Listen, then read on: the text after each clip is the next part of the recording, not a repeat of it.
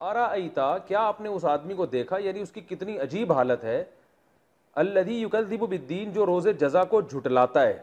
کیونکہ آج بھی دنیا میں بہت سے لوگ ہیں جو کہتے ہیں کہ ہم مرنے کے بعد مٹی ہو کے ختم ہو جائیں گے. تو قرآن کہہ رہا ہے یہ معمولی لوگ نہیں، یہ بہت ہی عجیب لوگ ہیں. کیونکہ جب آپ آخرت کا انکار کریں گے تو پھر اب آپ سے خیر کی امیدیں ختم ہو جائیں گی، خیر کی. کیونکہ جب انسان کو یہ احساس ہوگا کہ میرے عمل کا بدلہ مجھے ملنا ہی نہیں ہے، تو وہ بہت ساری غلط چیزوں کو حلال کر کا لیبل لگا کے استعمال کرے گا. وہ ظلم کرے گا لوگوں پہ، اللہ کا بھی انکار کرے گا.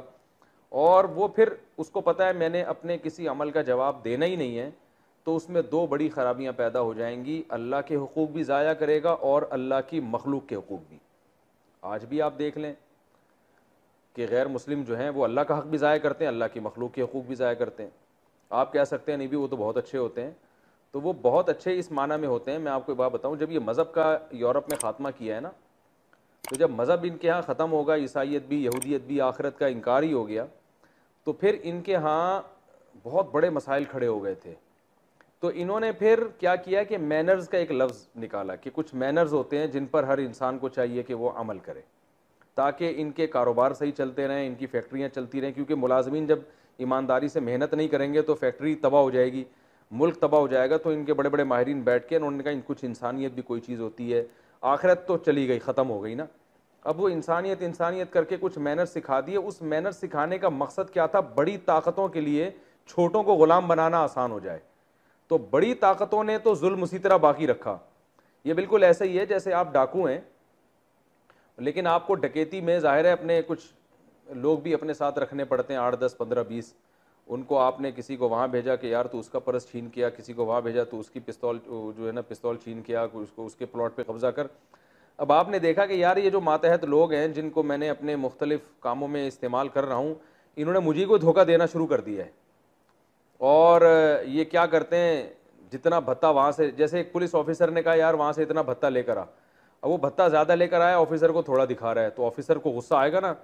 تو اب انہوں نے کیا کیا، اپنے جو ظالم بڑے بڑے ظالم لوگ تھے نا، انہوں نے اپنے ماتحت لوگوں کو مینرز کے نام پہ کچھ اخلاق و آداب سکھائے، اس کی ٹریننگ دی کہ ایمانداری اور آنیسٹ، وہ ہم بھی اس انگلش میں یاد کرتے تھے، آنیسٹی از دا بیسٹ، کیا تھا وہ، honesty is the best policy for human ٹروپیٹراما، اس طرح کے ہم نے بھی کچھ رٹے لگا کے یاد کیے ہوئے.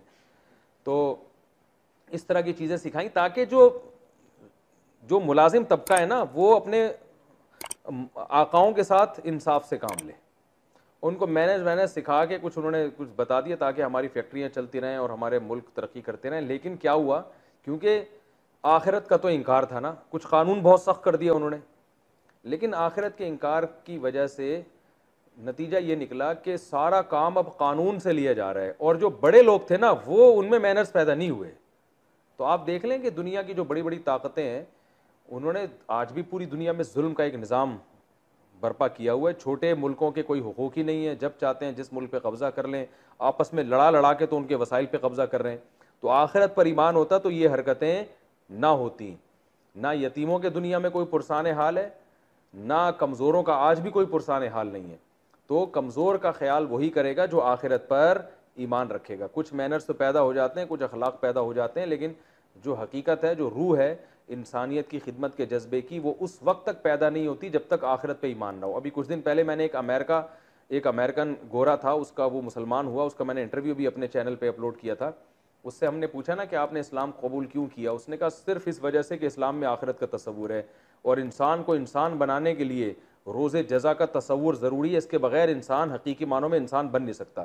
آپ دیکھ لیں جتنے ترقی یافتہ کنٹریز ہیں تو ان میں آپ ذرا ان کو چیک کریں، اگر کوئی قحط آ جائے نا یا کچھ معاشی بدحالی آئے، پھر دیکھیں وہ ایک دوسرے کو کیسا لوٹتے ہیں.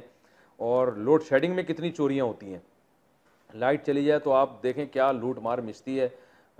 میں ملک کا نام نہیں لوں گا، ابھی ایک کنٹری میں میرا جانا ہوا تو وہ کرونا وائرس کی وجہ سے یہ شارٹ ہو گیا تھا ٹیشو پیپر. تو اس پہ اتنی لڑائیاں ہوئی، انہوں نے کہا یار ہم اس قوم کو بڑی تہذیب یافتہ قوم سمجھتے تھے، اور یہ جناب جو ہے نا شاپنگ مالوں میں گھس گھس کے جو ہے نا جس کے ہاتھ میں 2 ٹیشو پیپر آ رہا ہے وہ لے کے جا رہے ہیں. ہمارے یہاں کم از کم پڑھے لکھے لوگ یہ کام نہیں کرتے، لیکن جب کوئی مصیبت آتی ہے تو پتہ چل جاتا ہے کہ کون کتنے پانی میں ہے. تو اللہ نے یہی بات بتائی نبی صلی اللہ علیہ وسلم کے ذریعے، پہلے تو نبی کو اور نبی کے ذریعے ہم کو بھی، اور جو بھی قرآن پڑھتا ہے تو یہ آیت اس سے خطاب کرتی ہے. ارائیتا، اے مخاطب، کیا تو نے دیکھا اس شخص کو جو روز جزا کو جھٹلاتا ہے؟ تو اللہ نے فرمایا جو روز جزا کو جھٹلائے گا اس میں دو بڑی خرابیاں ہوں گی، اللہ کا حق بھی ادا نہیں کرے گا اور مخلوق کا حق بھی۔ تو مخلوق میں سب سے کمزور ترین مخلوق یتیم ہوتا ہے، تو یتیم پر ہر انسان کا دل چاہتا ہے احسان کرے۔ تو اللہ فرماتے ہیں جو آخرت کے منکر ہیں نا، اگر ان کو تسلط ہو تو ہو جائے، یا وہ آخرت کا جو منکر ہے اس کی حالت یہ ہوتی ہے کہ یتیم جو سب سے کمزور اور قابل ترس ہے اس پر احسان کرنے کے بجائے اس کو الٹا دھکے دیتے ہیں۔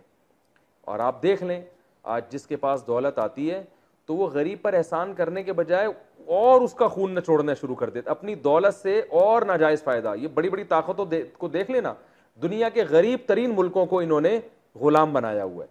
میں تنزانیہ گیا، میں حالت دیکھ کے حیران ہو گیا۔ ایک طرف تنزانیہ سے ڈائمنڈ نکل رہا ہے، دنیا کے قیمتی ترین پتھر نکل رہے ہیں، مگر دنیا کے غریب ترین ملکوں میں شمار ہو رہا ہے۔ افریقہ کو دیکھ لیں، یہی حال ہے۔ وجہ کیا ہے؟ بڑی بڑی طاقتیں جو اپنے آپ کو بڑا فن خوان سمجھتے ہیں کہ ہم بڑے انسانیت کے خیر خواہ ہیں، انہوں نے وہاں آپس میں ان لوگوں کو لڑوایا ہوا ہے تاکہ ان کے وسائل پہ ہم قبضہ کریں۔ وہاں امن ہی نہیں قائم ہونے دیتے، حکمرانوں کو پیسہ کھلا کھلا کے ان کو بیوقوف بناتے ہیں اور امن نہیں قائم ہونے دیتے تاکہ وہاں کی جو جتنے وسائل اور ذخائر ہیں نا، دولت، تو وہ ہمارے قبضے میں آ جائیں۔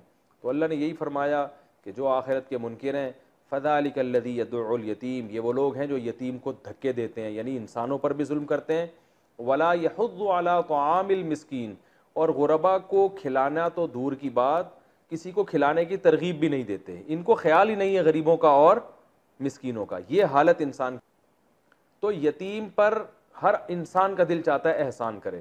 تو اللہ فرماتے ہیں جو آخرت کے منکر ہیں نا، اگر ان کو تسلط ہو تو ہو جائے، یا وہ آخرت کا جو منکر ہے اس کی حالت یہ ہوتی ہے کہ یتیم جو سب سے کمزور اور قابل ترس ہے اس پر احسان کرنے کے بجائے اس کو الٹا دھکے دیتے ہیں۔ اور آپ دیکھ لیں آج جس کے پاس دولت آتی ہے تو وہ غریب پر احسان کرنے کے بجائے اور اس کا خون نچوڑنا شروع کر دیتا، اپنی دولت سے اور ناجائز فائدہ۔ یہ بڑی بڑی طاقتوں کو دیکھ لینا، دنیا کے غریب ترین ملکوں کو انہوں نے غلام بنایا ہوا ہے۔ میں تنزانیہ گیا، میں حالت دیکھ کے حیران ہو گیا۔